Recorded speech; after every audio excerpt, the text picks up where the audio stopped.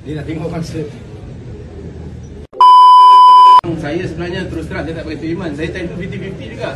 Pasal ayah saya kritikal lah. Lebih kurang 3 minggu lalu dia masuk hospital. Jadi dalam kami buat bersedia pun saya memang otak tengah semak. Saya tak tahu UC macam mana. Memang semak, hari-hari pergi hospital, ulang-alik, buat rehearsal dan sebagainya.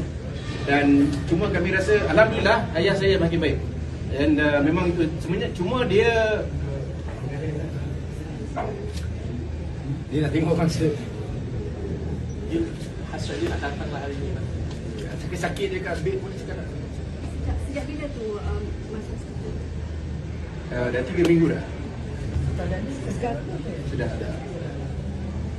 Tapi tak sikit alhamdulillah both parents dapat 4 hari datang waktu bulan 5. Day 1, day 2, day 2, day 4. 4 hari both ayah dan mak mereka datang dan sangat enjoy day. Tapi yang ini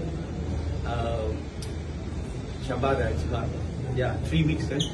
And dia have to go to practice, ada keep form sangat kecewa, but this is what It's life lah. It's life, you know. Tapi this is something that ayah nak tengok lebih besar, lebih grand daripada venue yang sebelum ni. Tapi tak kesabayan. Tapi insya Allah ada rezeki, mungkin Allah tu susun lebih jantik.